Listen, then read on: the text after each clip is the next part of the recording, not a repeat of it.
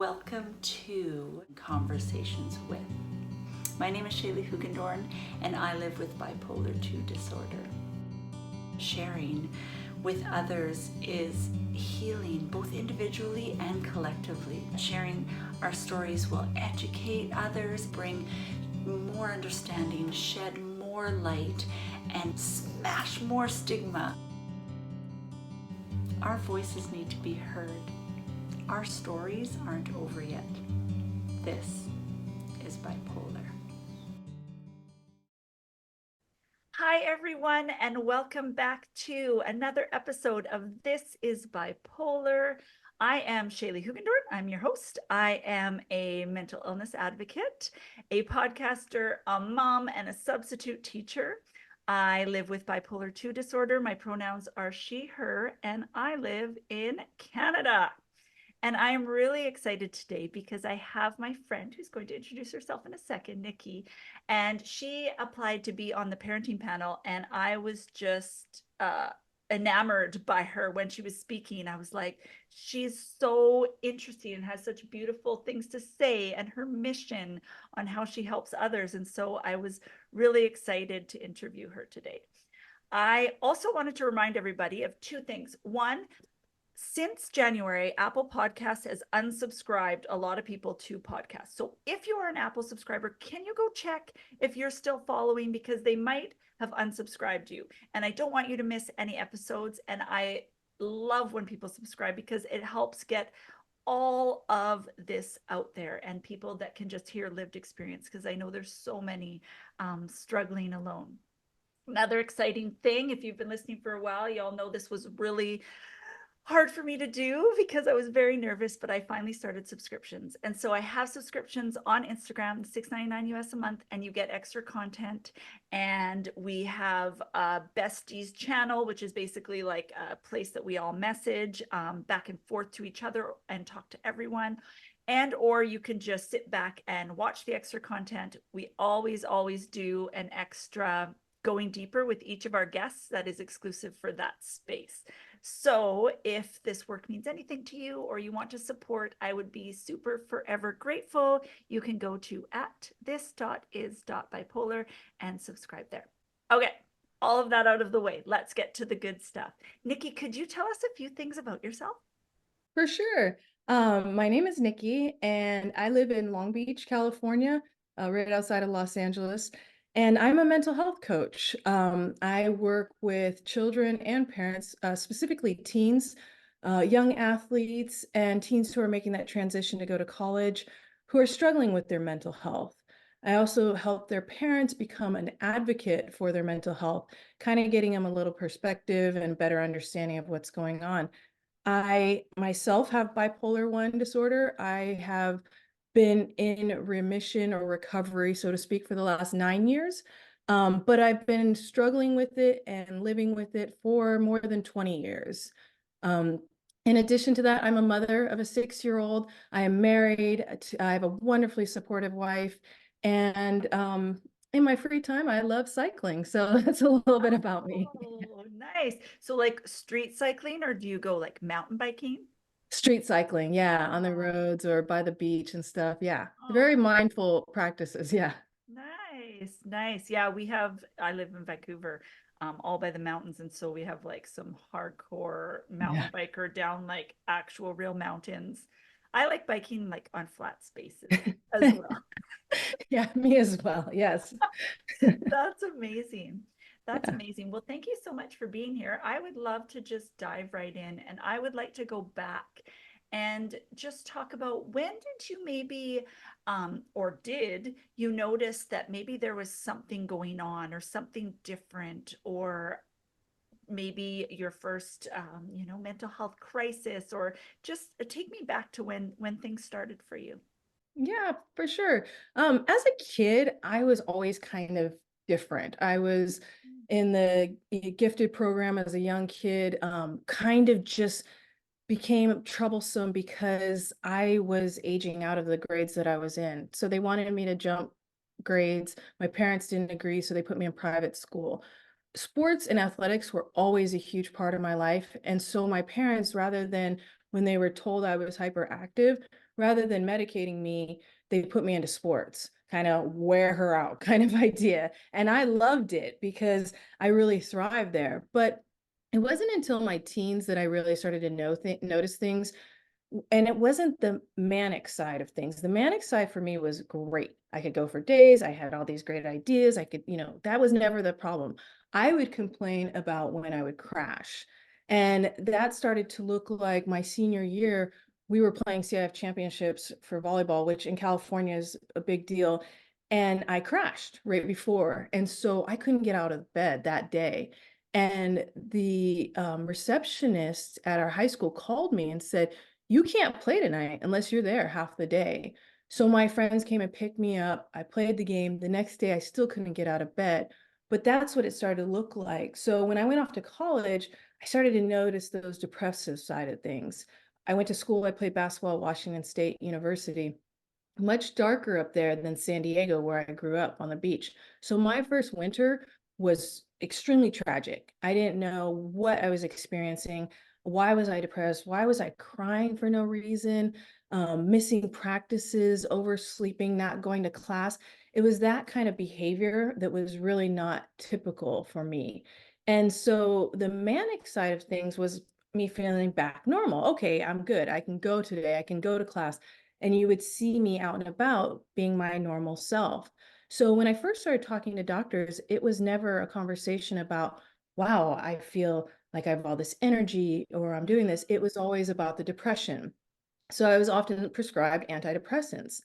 I didn't until way later put the connection of all the things that come with mania, bad decisions, poor decisions regarding money, hypersexuality, all those things really came to play where it seemed a little different than the people I was around, but it was never any warning flags enough for me to take notice.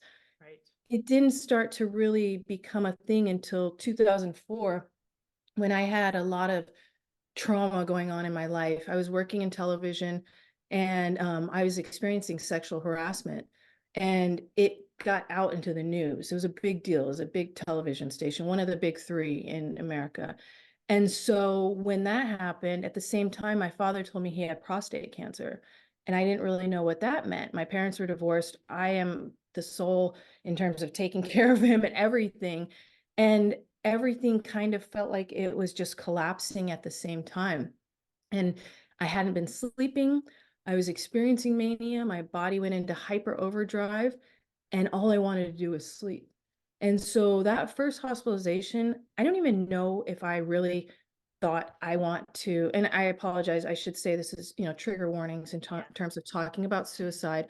Um, but I don't know if I necessarily wanted to end my life. It Mm, was more, I just wanted to sleep. And I was exhausted and I couldn't handle, and I didn't have the coping mechanisms. I didn't have the tools to navigate through that really stressful time. And so, unfortunately, that was the path I took. In the hospital was when I first heard the term of being bipolar. It's the first time anyone had ever said that to me. I have wow. a family history of mental illness in my family on my father's side. My aunt was schizophrenic and my uncle was bipolar, but those Mm, things were always discussed in a very negative way, that something was wrong with them. right. And so my whole idea when I heard that I might have bipolar disorder, I didn't want anything to be wrong with me. So Mm, I didn't listen because of all the stigma that comes with it and all of the shame that I had seen within my family. I said, nope, that's not me. I'm high performing. I'm doing great. I'm in college. I may not go to class, but I'm still doing great in college and graduated in 4 years. So it was that weird, they just didn't add up. It didn't match up. yeah, yeah. That's I think that that's one of the most tricky parts of getting a diagnosis or getting people to understand, because it's not all, there's only been a few things shown on television or talked about, right? And it's Mhm. either you're depressed and you're totally in bed, or you're manic and you probably commit a crime or buy a boat, or you're usually like a mom that paints that takes off from her kids, right? Yeah, yeah, Every time yes. so when she's like starting to be an artist, and then she's usually like wearing a like fun fur jacket that like Yeah. I own. And then she leaves her kids. And I'm Yeah. like, I'm just waiting. And then they're like, bing, she's bipolar. I'm like, I can't paint. But jokes aside, Yeah. it's people don't think of folks with bipolar as high functioning, Right. or like my GP, my general practitioner, flat out said to me, you when I brought some stuff, I'm like, hey, like I actually, identify with a lot of these symptoms. And he's like, yeah, you wouldn't have your degree or be a good mom, so no, you're not bipolar.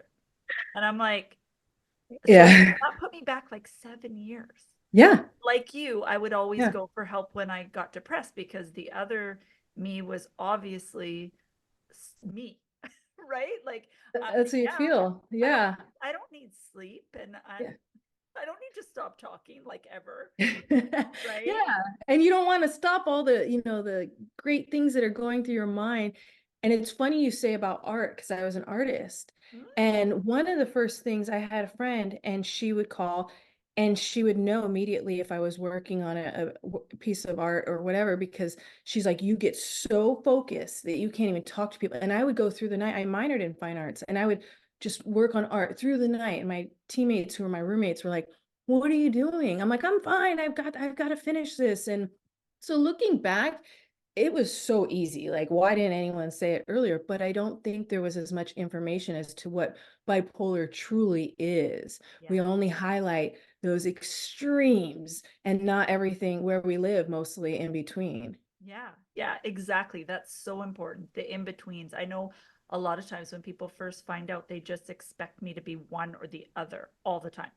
And I've had, huge periods of what I now have learned over the last few years is called euthymia, or that's how I could go so long probably without getting a diagnosis, on top of having a GP that didn't really understand bipolar disorder. But yeah, there are times of just, oh, I'm okay. I was just saying to my friends because they were checking in on me because it's January and I don't have a really good relationship with January.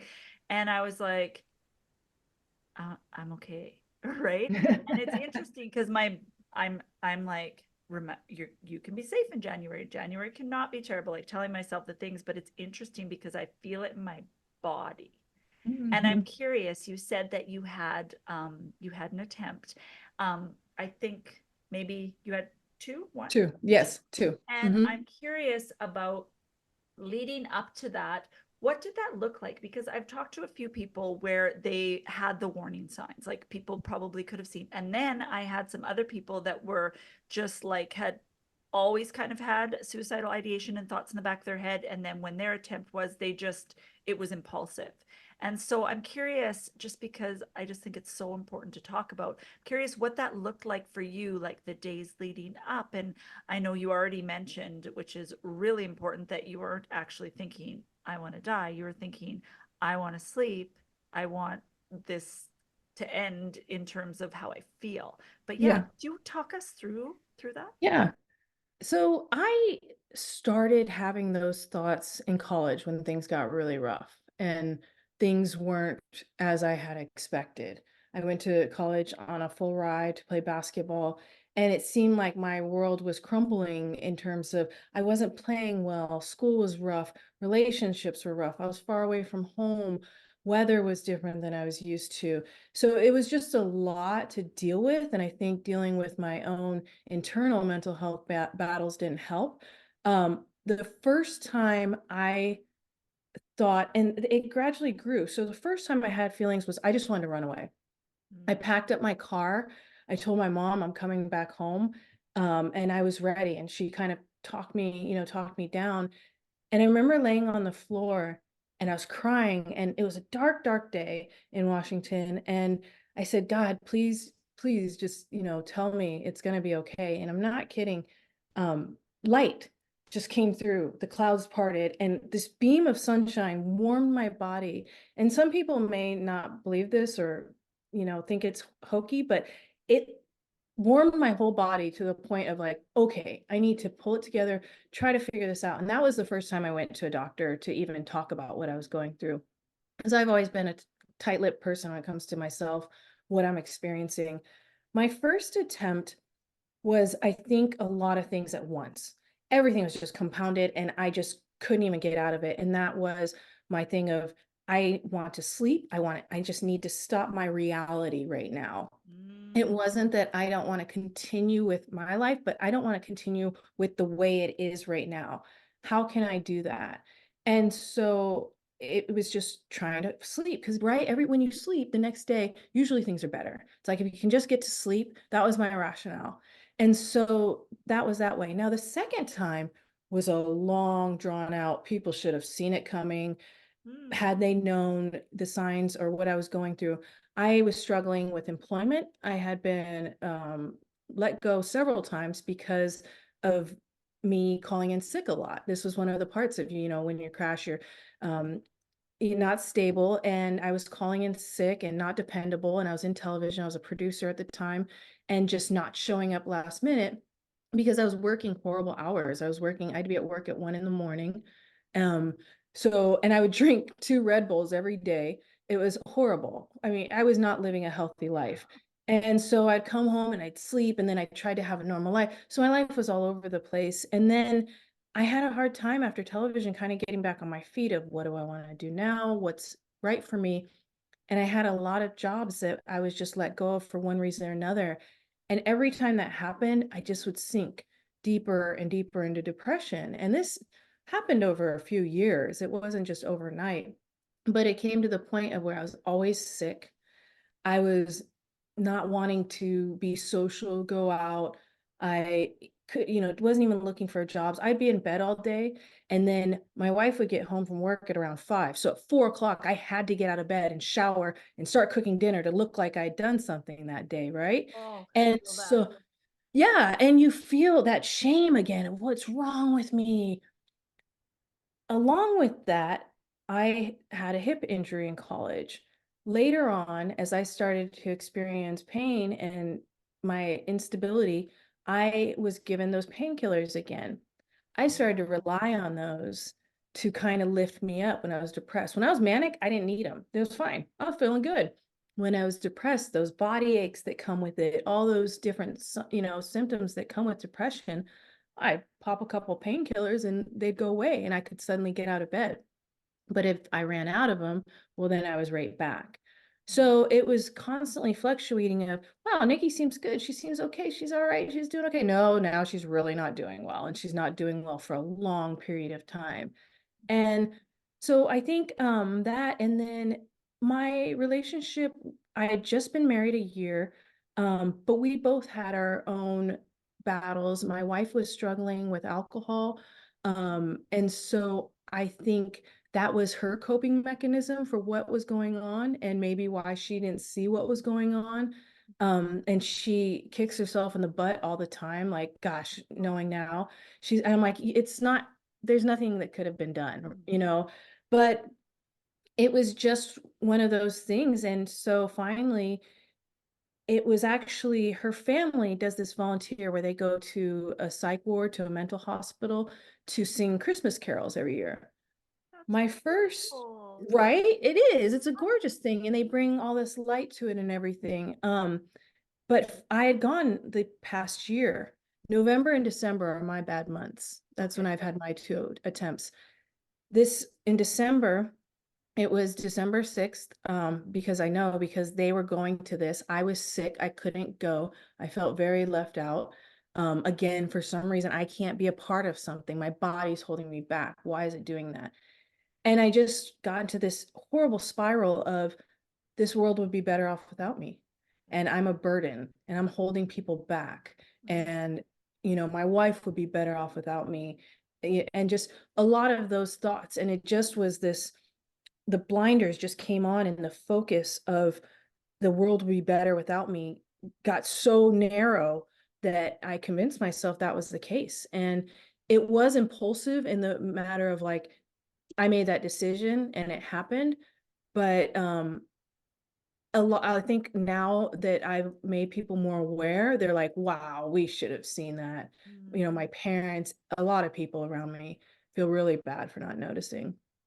Yeah, yeah. And it's hard too, right? Especially if it's um I don't know, I find in my relationship sometimes I think like my partner forgets to ask like how I'm doing or whatever because he's so used to seeing me before in long periods of depression in the winter. That was just our life, Yeah. right? So he didn't, it's almost like got so used to it Yeah. Yeah. kind of thing. Hmm. And so I feel like, yeah, sometimes, and yeah, sometimes it isn't sudden, right? Yeah. And Yeah. mine was completely cyclical. I don't know about yours. You mentioned, I'm curious about that. You Yeah. mentioned November and December. So mine would be, I would be, of course, there would be weeks of euthymia within there, but usually I would start to go downhill in October. I'll have a blip for 2 weeks in December. And then by the end of the first week of January, I'm Mm. like, there's no feeling. And then Yeah. literally to like my birthday's in April, but literally Okay. between the April 12th and the beginning of May, I would just wake up and it would be like, "Bing, here we Wow. go." Yeah. Yeah. Yeah. Yeah. Mine's kind of the same. November and December are tough. I think I'm really seasonal, like the seasons really affect me. Yeah. Same. So when it starts to get dark, that gets tough for me. Time change, I struggle in March after the time change. And so then I go, so I'm good. Usually January, February, March, the time change takes me a little while to rebound. April, May, June, I'm good. Usually around July, which is ironic because it's my birthday month. My Mm, birthday is July 14th, but usually around July, I don't know if it's more sunlight. yeah. There have been studies that have proven that, Yeah. extra, it can push you into mania. 2 years ago, 4th of July, um, I was literally running down the street screaming because I was in a manic state and I didn't want anyone to stop me. And, they were going to call to figure out to get me into the hospital, but I didn't want that. And it was just this ball of chaos that we somehow shielded my son from, which is just thanks to my wonderful neighbors. Yeah. But it was, and so now I pay attention to that, to the summertime, Yeah. because I'm a beach girl and I love the sun, but it's paying attention to, okay, hey, am I getting a little too much? Yeah. And just my personality. And my wife now, she she's very attentive, sometimes too much. I tell her sometimes like I'm okay, I'm all right, like it's all Yeah. good. But she does check in and we've had conversations and actually we've gone to therapy on Mm, how to check in because I don't like having to always self-check because yeah. sometimes I'm like, I'm good. I got like, things to do. I got ideas. right. Like, And yeah, and we're reminded every single day that we have this, every day when I take my medication, every day. And so sometimes it's like you don't want someone checking in, but yeah. we've learned the right language that I can now accept and say, right? And say, wow, she's coming from a truly sincere place. And I need to receive that with an open heart rather than being defensive and be like, well, no, what's wrong with me? Because that's what I'd say. I'm fine. What are you talking about? What's wrong Yeah. with you? Like, Exactly that. yeah. Yeah. Oh, I hear you. That's so interesting because my last conversation that had on the podcast, we were talking about because I know I have warning signs and I have like beginning, middle, like I try to when I'm doing, when I'm euthymic, try to track things. And we had a really good conversation about language because the language, my husband used to get confused because the language he would use when I was depressed was really helpful, but then he would try and use that same language when I Mm-hmm. was hypomanic. And I was like, oh no, no, Yeah. no, no, no, no, no, no. No, you know Yeah. nothing. I know everything. So like what? And Right. so it was really interesting and I actually talked to him about that. And I think we had figured it out inadvertently, but I was like, let's have a conversation about this and I want to notice what is helpful, things that you say or do, or like I find if I'm really, really amped up and talking, like just if he'll just, just put his hand like on my leg or on my, like to bring me back into my body Yeah. and like put his hand, I feel like more of a connection there. So then I'm more willing to hear what he's saying. So we're Mm-hmm. trying to explore that. Do Yeah. you notice that you need different language in different episodes? Oh, for sure. I'm a softie. When I'm depressed, I am super sensitive, emotional. Anything you say hurts physically and emotionally. Like, so she knows to be very empathetic. That's what I ask. Is just, have empathy. How are you doing? Can I do anything for you? That kind of way. If I'm on the manic side, it's definitely more of a reasoning kind of thing, like, hey, I've noticed this, or, you seem to be, because I'm a movement person, and Yeah. maybe that's why I did sports a lot, but like sometimes at night when we get in bed, I am like all over the place. I can't settle, I am Yeah. fidgety. And I now am to the point where I know, okay, I should go do some push-ups or some jumping jacks Yeah. just to get that little bit out. Yeah. And she knows, she doesn't think I'm weird doing it, Yeah. she knows that and she even said the other night, I actually forgot to take my medication for some reason. I never forget. But I went into the bathroom and I saw it sitting there, and she goes, I was wondering because you usually are knocked out. And I was all over the place and Mm. watched the Emmys in one sitting. And it was very unlike me. So Yeah. I think on that side, it's more of a observation kind of thing. Yeah. Yeah. That that's really interesting. I really want to explore that more and just and see because I haven't been hypomanic in a really long time. So it's like I want to experiment and see if the things that I've told him that I think might work or listen actually do. But that Yeah. also I also don't want to experiment Yes. because Yeah. I don't want to be there. Yeah. What would you say? What would you say about like what is the biggest thing that okay, two-parter. What is the hardest thing in about living with bipolar and how that works in your relationship? And then also too, with being in a same-sex marriage, how does your bipolar affect that? Can you talk a little bit to that? Yeah. I think um with being in a relationship just in general and having bipolar, um, it's communication. And I am not good at that. I'll Mhm. be honest. I worked as a reporter for years and everything, but when it comes to communicating my feelings, I've really worked on that because there was a block of being able to verbalize what I was experiencing. Mhm. So, being bipolar, being in a relationship, being open to communication, and then being okay with like not being okay. So I Mhm. used to get really embarrassed or feel bad if I needed a day to just sit on the couch, to just chill and let my brain relax. And especially having a child. But now there's times where I can say, you know what? I need an hour or two. That's and I will be better that way. And so that's the agreement with us, is that if I vocalize it, there's no shame, there's no judgment. It's just where I am and where I need to be. In terms of being in a same-sex relationship, I think the hardest thing for me immediately, I was with men most of my early life, until 30. So about the same time, everything was happening about the same time as I was Yeah. exploring being with women. And so the idea of stigma and shame with one being labeled, okay, labeled gay, and then now I got to be labeled bipolar, I'm Black, like just label, I hate labels in general. And they really frustrate me because I feel like they put us in a box. They, put you in the corner, and there's so much more to me than that. And so there was a lot of shame of like, gosh, now I've got to deal with this. And now I've got to explain something else to people. Because there is always that conversation at first, if you're working somewhere or whatever, of, yes, I'm married to a woman, or, and then now how do you integrate? Like, I'm bipolar as well. So it's a lot of explaining of self. Mhm. But what I've kind of gotten to a place, um, I've been with my wife 15 years now, and I've been in recovery for bipolar 9 years. And so for me, it's really black and white of like, this is who I am. Yeah. This is who I am. This, take it or leave it.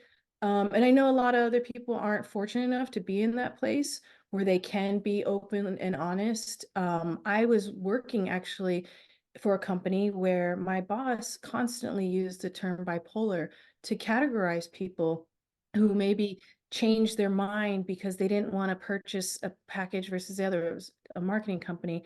And he was like, yeah, she went back. She's so bipolar. And I heard it and heard it and heard it.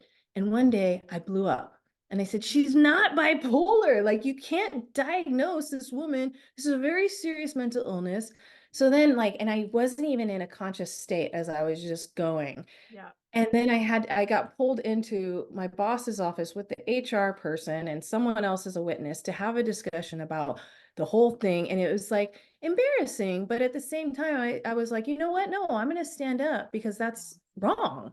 And that's my whole thing about just even speaking about my story is I want to share because for so long people we couldn't because there was so much stigma and so much shame in it. Yeah.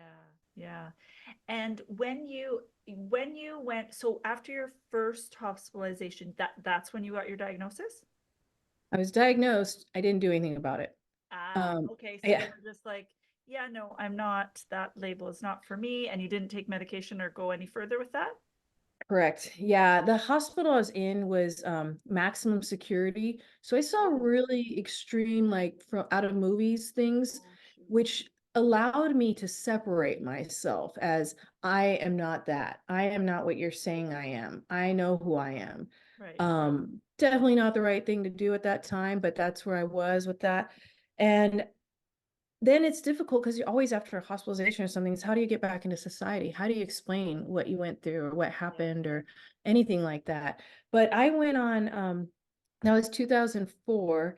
And then it was 2014, 10 years and Wow. 1 month. Yeah, I know. Um, and I think in that time I was able to manage it because I was really closed off. My relationships were at a distance. I did what I needed to do. If I needed to sleep, I slept. If I, I would just sleep and work basically and eat because my body was all over the place. And so, and I still struggled. A lot of times it's saying things that aren't the truth to kind of cover up what maybe is going on. I mean, I don't know how many times I said my grandmother had just passed away.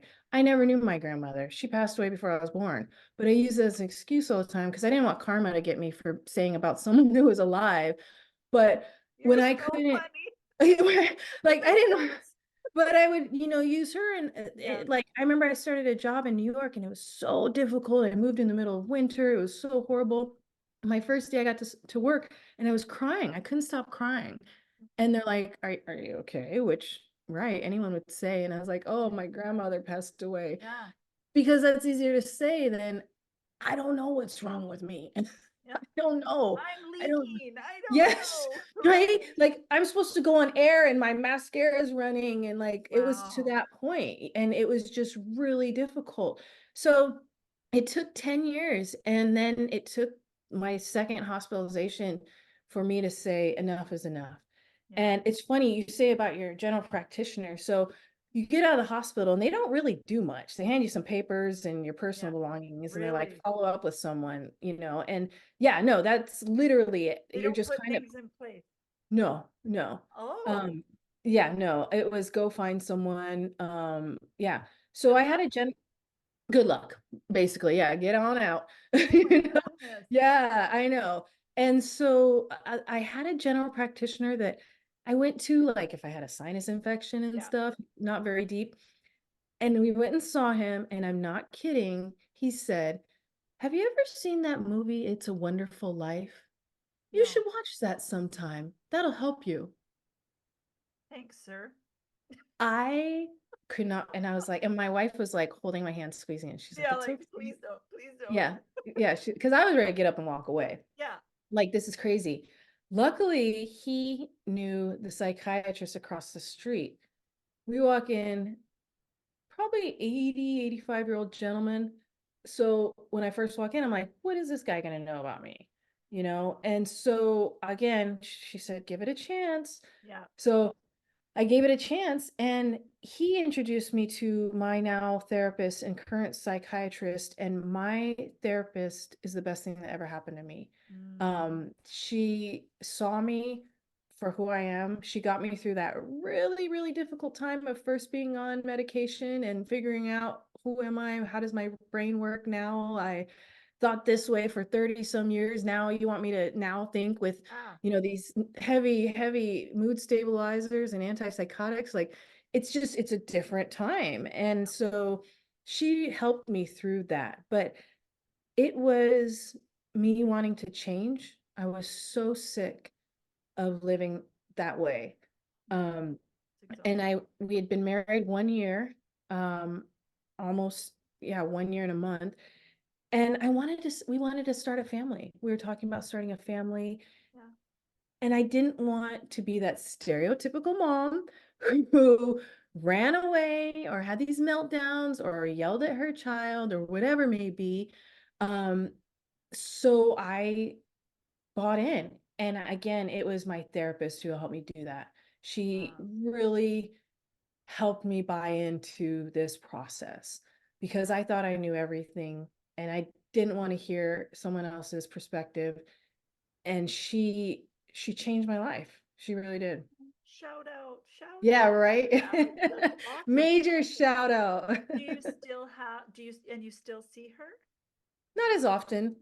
If I need a tune-up, she calls it. I love it. I haven't talked to her probably in So you about haven't done other 6 months. therapists. You found your one Oh with. yeah, yeah, That's amazing. I went to yeah, tons. I just now think I've like really found my person. The other ones helped, but there yeah. was never like Yes. a really big connection. And I think it's because um like I can talk and think and fast or whatever. I Yeah. think talk therapy amazing, but I think getting close to this person, we've been doing more somatic therapies, so a Oh, lot okay. like with our bodies, like getting to Right. like you with Yeah. sports. I am Mm. not sporty. I think I'm a fitness influencer if I do like yoga twice a week. So but and I played Yeah. basketball. You would like to know, my Okay. daughters would tell you right away that the second game in my senior year, I it's very confusing that you switch sides halfway through. And I Oh my totally gosh. scored on my own basket. And I thought everyone was cheering for me, but they were saying Oh, no. go the other Yeah, way. yeah. So I'm not Oh sporty, my but gosh, I that's so funny. so I don't get out as Yeah, much of the feelings that I need to get out. And I'm telling you, I it yeah, really, really helps. yeah, Yeah, it's just so different. Whether and not just with exercise, like I've been doing like tapping or like different yes, yeah, things like yeah, that. And then I remember when people were like, do some breath work, and I was like, yes. that sounds torturous. Before that would be Shaley before Yeah, torturous, and then my problems are way too big for some breathing. Okay, so and then now it's my nervous system is like, thank yeah, yeah. Oh, I was the queen of like meditation is you. killing, Right? right? Like, you want me to breathe? I'm gonna hyperventilate. Yeah, But I think, totally. yeah, right. And so I think what happened, I saw, like you said, I mean, I can't even count how many psychiatrists and therapists I saw through the years. And I always felt that I was kind of more knowledgeable or smarter than them, Yeah, or we I, totally are, right?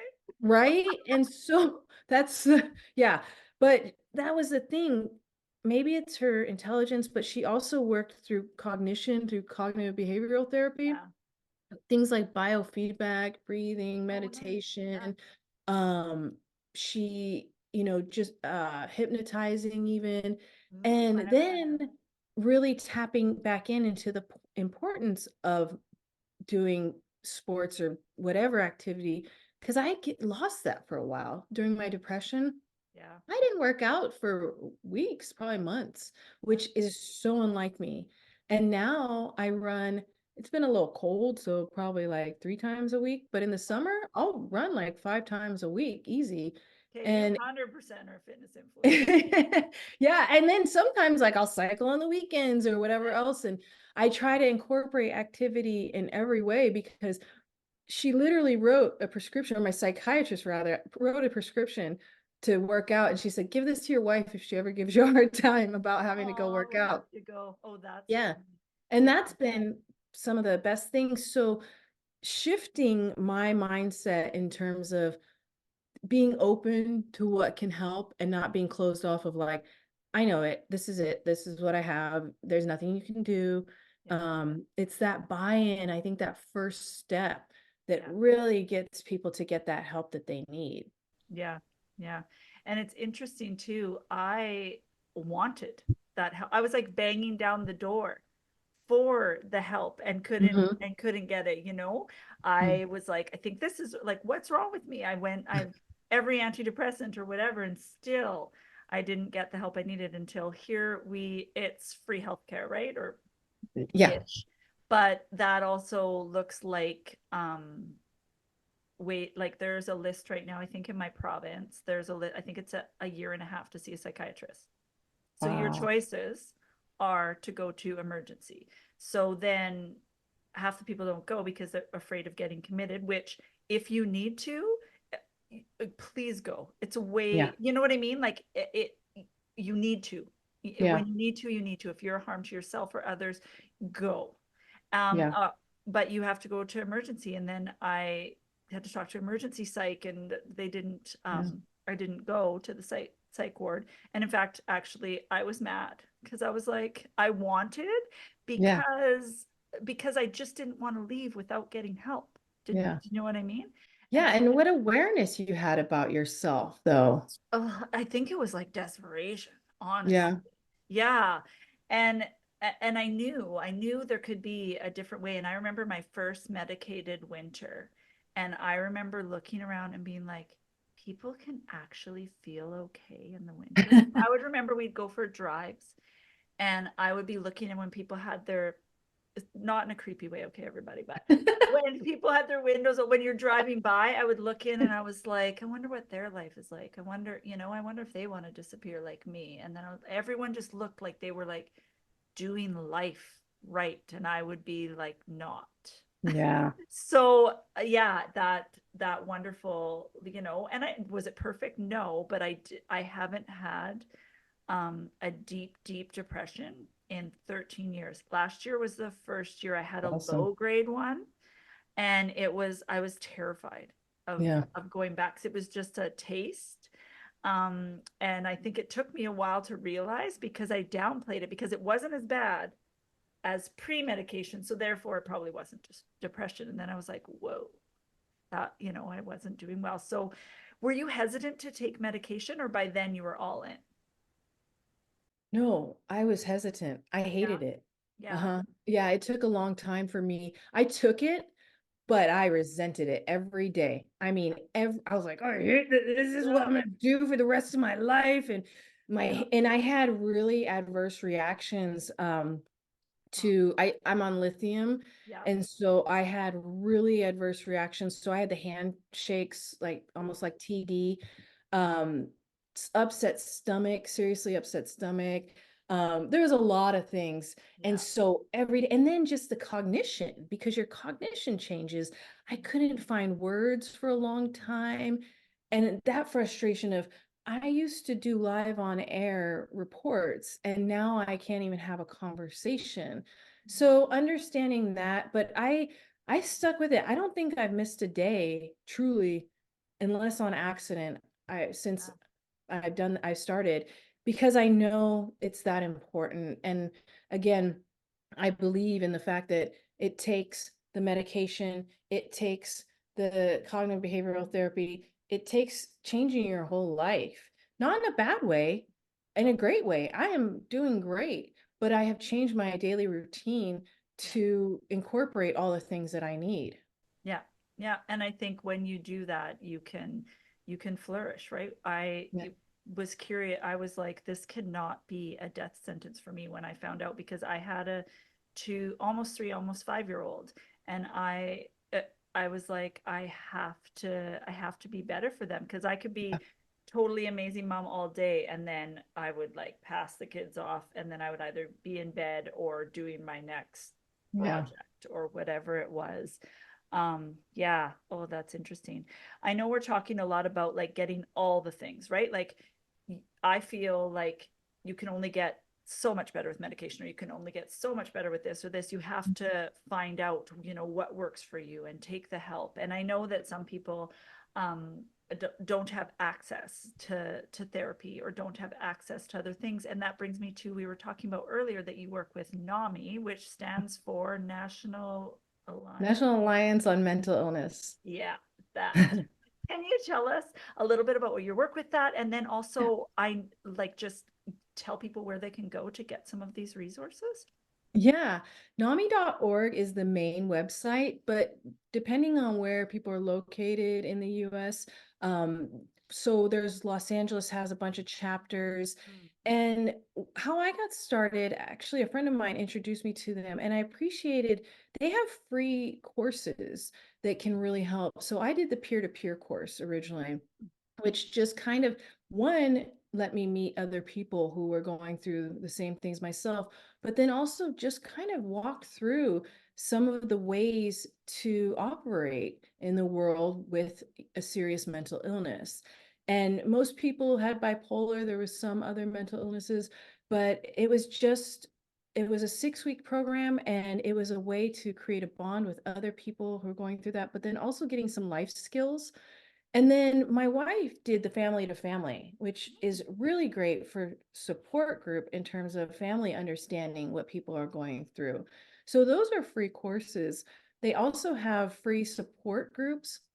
Some are weekly, some are monthly, but Wow. people can participate, they can talk, they can hear other people's stories. A lot of them these days are online, so they don't even have to go somewhere. They Yeah, don't even have to that's helpful. right? They don't have to go somewhere to do it. And then what I do is I speak through their Ending the Silence program. And that's people who go into high schools and talk to the students or the parents or the teachers about mental health, trying to stop the stigma, but also while sharing their own story. So we will discuss what does mental health look like, what is mental illness, how can you help a friend, who can you turn to if you're feeling this way. But I also share some of it, maybe the things that I missed myself or things that could have seen at that time and relate it to their lives as teenagers. And so NAMI does that free for the schools to bring that information. And really what they're trying to do is eliminate stigma through education. That's the whole goal.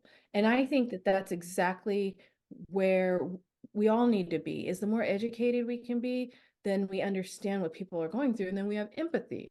Yeah. And that's why I've kind of really latched on to NAMI. I Yeah. appreciate the messaging. And they are growing in terms of people recognizing them, recognizing the name, and then having more events. They have a big NAMI walks every year for a fundraiser, but it's a cool event where you get out with people and they have different booths where you can learn things, or just a kind of a cool festival. So Yeah. it's really appreciating people who live every day with a mental illness. Wow. Yeah, that's amazing. I know I need to look a little bit more into what I know we have something kind of similar in Canada, but I don't know of huge organizations that go into schools. That's actually one of, I've done a few, I've done some at, talking at universities and colleges, but I would love to do that because I feel like it would like combine my teacher self with Yeah. my speaker and then bring all that in together. I'm so yeah, I'm so curious about looking into that. I would love that. I love that you're doing that. Yeah, I would love to hear a little bit more about your work. I don't know if you've heard, so I just need to say that I don't know if you've heard other podcasts. So I am not talking about the type of coach that you are, but I tell me about your training and tell me about what you do, because my fear online is that everyone is a coach, right? And there someone said, "Well, you should coach because you know a little bit more than so and so about." I'm like, I could mentor and I could be your bipolar bestie, but I'm finding that people are using the term really, loosely, and it's kind of scary. But tell me about your training and what you do. I'd love to hear about that. Yeah. A lot of people are throwing that word around. It's become kind of the new thing. And Yeah. a lot of coaches are not certified.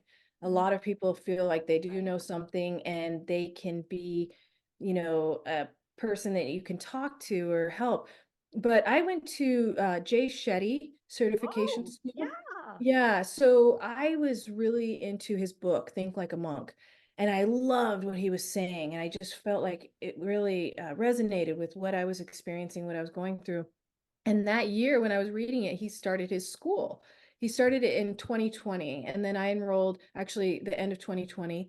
And it's a year-long program. Mm. But what he does is really dive into where you are literally coaching someone to their goal. And it's taking it piece by piece and step by step and leading them along the way, but allowing them for their self-discovery. Oh, And so for me, when I work with my clients, it's what's our big goal? yeah, And then what are some attainable goals along the way? So you're not making this big daunting process of, oh gosh, I want to feel better or something like that. Okay, yeah. you want to feel better. How can we get there? And so a lot of my work is helping people incorporate daily routines into their life. So it's step by step little bits where they're changing their life, kind of like I did for myself, but it's not daunting in the sense of like, oh, I've got to change everything. It becomes part of their life. So they're not thinking first thing in the morning, I need to do this, this, and this. It's just rolls right into their day.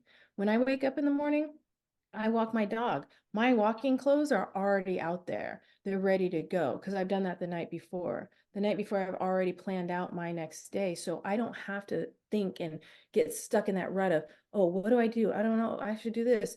No, it's already planned out for me. And so it allows my brain to kind of relax a little bit.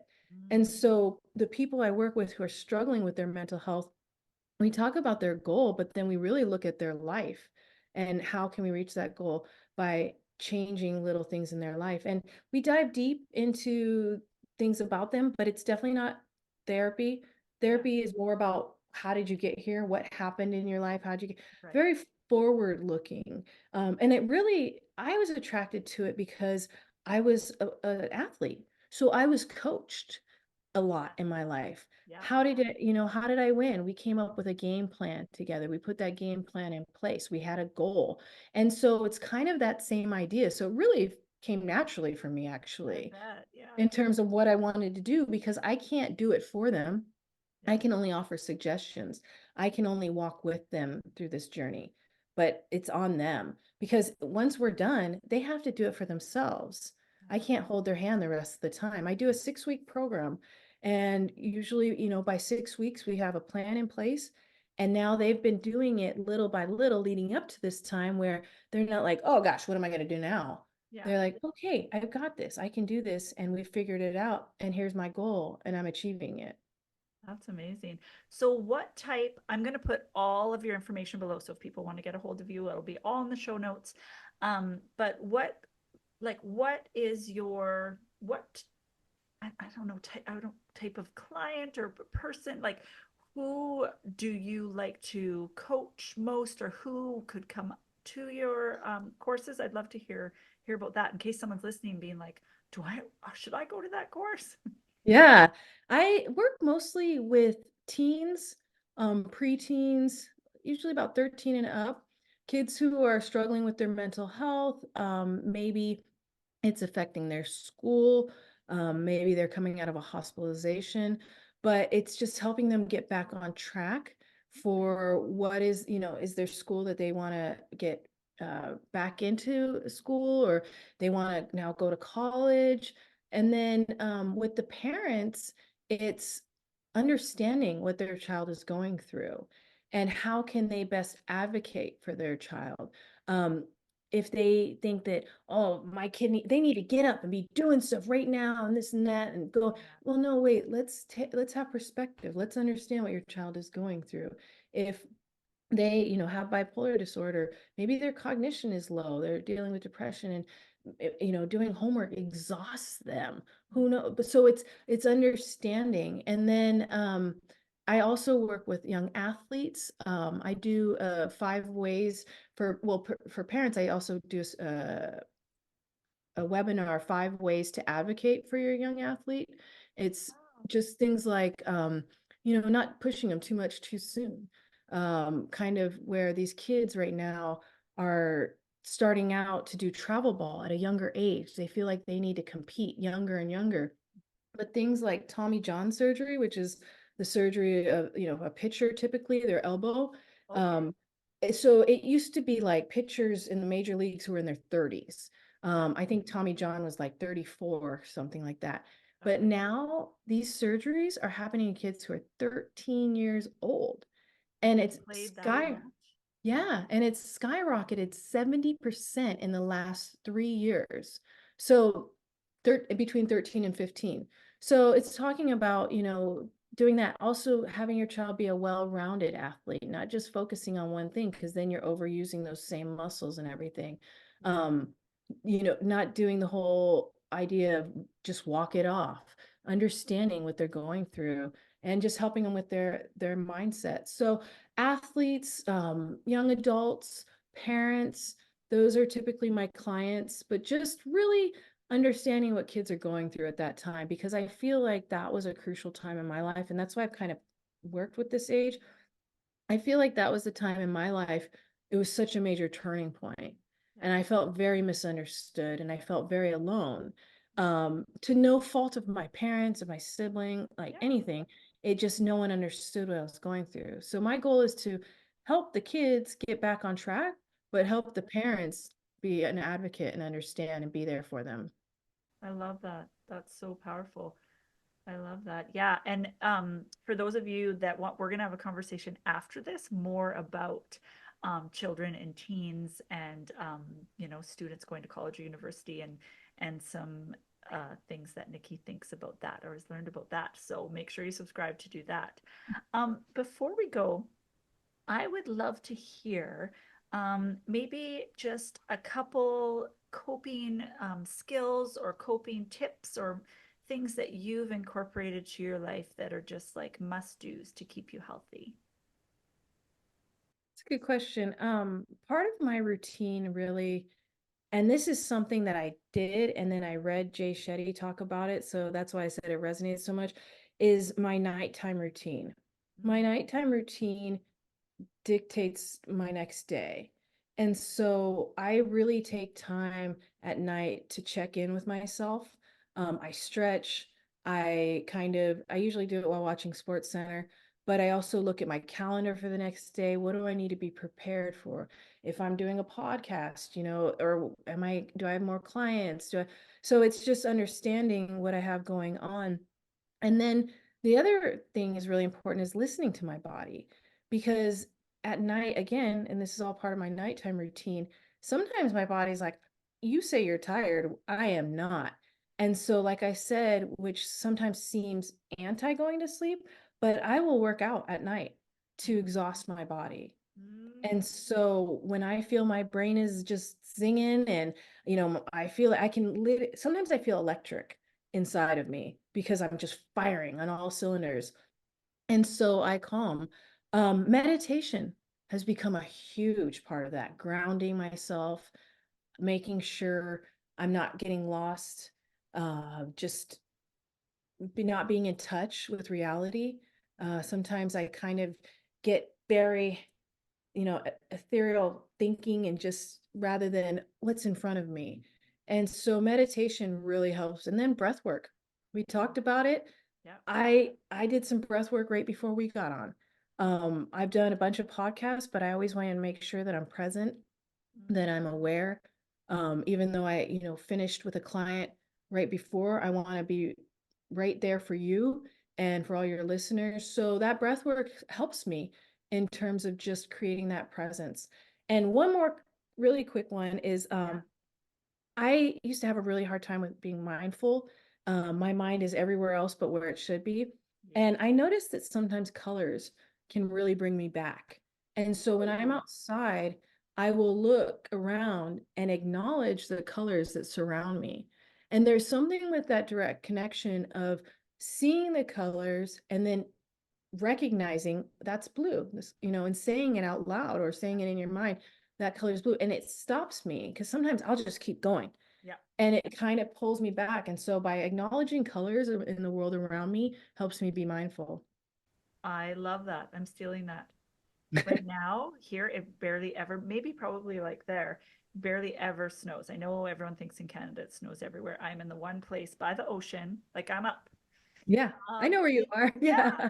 And so, but we've had a huge snowfall and it shuts us Yeah. all down. Like there's no school, anything because we don't have the infrastructure and Yeah. definitely don't have enough snow plows. But when I was thinking about your color thing, I just looked up out and I'm like, that is very white. There's a lot of white snow and I've noticed that it's brighter today. So Yeah. I love that color thing. That's that's really That's really Yeah. cool. And I think we think of mindfulness. Sometimes I know I did. I thought of it like that it was like this big thing and this huge lifestyle and I had to start eating like granola and wear like, very patterned pants or do you know what I mean? Yes, no, like, Exactly, right?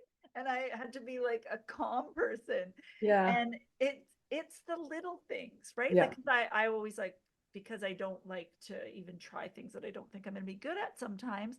I was like, oh, I could never. I have bipolar, I have this, I could never be mindful. Like da, da, da, da. But I didn't yeah, realize that it all counts. And same with like meditation. I thought because I'm all or nothing. I thought, right. well, I have to do at least an hour or it's not for reals, right? No. And I'm Yeah, fine like, oh, that counts, yeah, right? Like every little bit counts. So you might be listening and being like, yeah, yay, you guys, go with your mindfulness. And you can do it too. Like I just yeah, really encourage people, all the things that I used to think were like woo woo, help, right? yeah, Like if you would have told me to tap, I'd have been like, I'm going to yeah. tap you in the neck, right? And what's interesting is we give ourselves such a hard time too, like meditation. Do. If we don't do an hour, I mean, I do 15, 20 minutes max. Yeah. That's what I've learned is my sweet spot, and I stay there. Sometimes I'll do it for a week in a row. Sometimes I don't for a week. But what I've learned is not to beat myself up and just to pick up where I left off. And so if it's mindfulness practices, if it's breathe, anything, don't beat yourself up because Yeah. you haven't done it as many times as you would hope to. Yes. Just acknowledge that and then pick back up. And then there's no shame, there's no worry about not doing it right. Yeah, yeah, because I spent a lot of time in should, like I should be Yeah. doing it this way. I was the same way in university. I was like, you're not studying right. You should be highlighting. I highlighted everything. I never got the concept of, I'm like, all these ideas are the main greatest ideas. I'm like, right? I didn't know I had to teach them. Highlight the whole book. Totally. And I'm like, these, oh, rainbow. Like I was having, even to this day, I went into substitute a grade 6 class and the lesson was like on highlighting the main point, and I'm like, so who wants to come up here and highlight the main point? And then I wrote to the teacher, I'm like, you might want to revisit the whole highlighting thing. I don't know Yeah. if I did my best work, but I like should myself. So Yeah. I end up stopping myself from doing things because I think it should be done a certain way. So I don't even try. Yeah. And I I just want to encourage other people out there because a lot of times I rolled my eyes and made fun of it, but it was mostly because of my insecurity of thinking that it wasn't something I could do or do well, right? It's Yeah. not, yeah, there's not gold stars in meditation. Yeah. That you We show up stop to our, yourself is a gold yeah. star.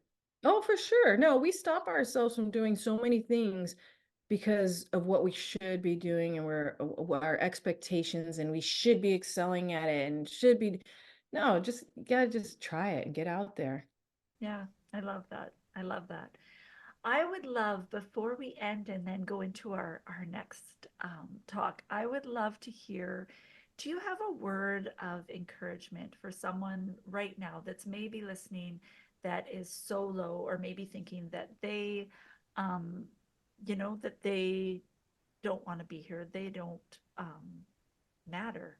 I'm wondering if you have a word of encouragement for them.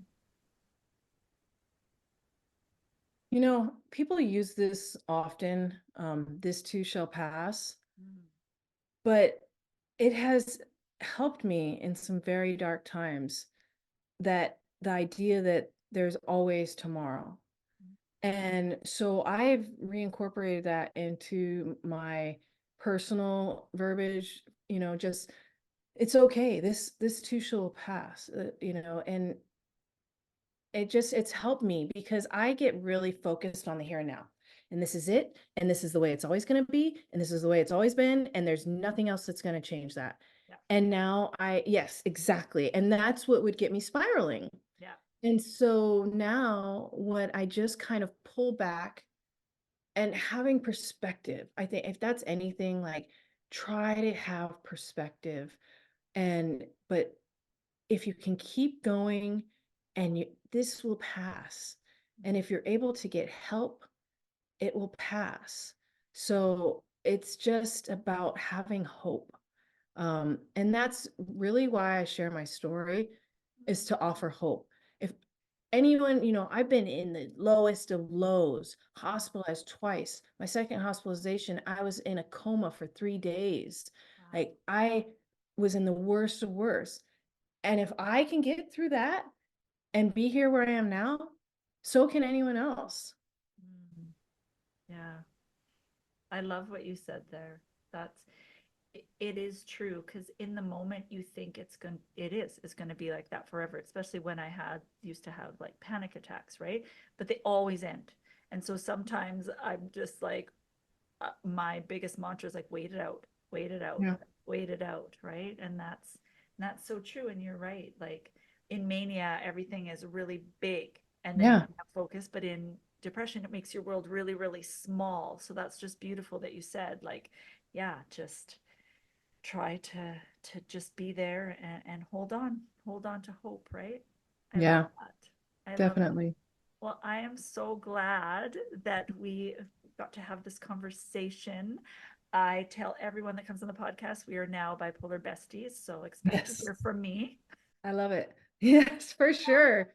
It's just this connection that you have with someone that you just look at and you're like, I know you understand me. It's this heart connection. And so I am For so sure. grateful for the work that you put out in this world. I am so grateful that you have described to me coaching that I can get behind, that I think is really, really amazing. And I'll if anybody is interested, we'll have your all your information in the show notes. They can contact you. Also, if they're interested in the type of coaching school, the Jay Shetty work that you've done, that would be, yeah, we'll put it all there and go and follow and cheer on Niki as she does this beautiful, amazing, amazing work. Thank you so much. Thank you for having me. Yeah, this is Bipolar. Thanks again for tuning in. You can find video versions of This is Bipolar on our YouTube channel. We also have all our previous and soon to be future episodes of the podcast on Apple, Podbean, Spotify, and Google Play. We spend most of our time on Instagram at this.is.bipolar. There is a vibrant community there where we have conversations and post different ideas and different strategies, and we'd just love for you to join us there. It is so helpful if you enjoy our work or think it would be helpful to someone if you could like and share and save and follow us in all or any of those spaces. If you're a listener for the podcast, if you could leave a review, we would be forever grateful. Again, thank you for being here with us. Let's get the word out. Let's share lived experiences so that we can change the ideas that people have about bipolar and help those of us that live with it feel less alone. This is Bipolar.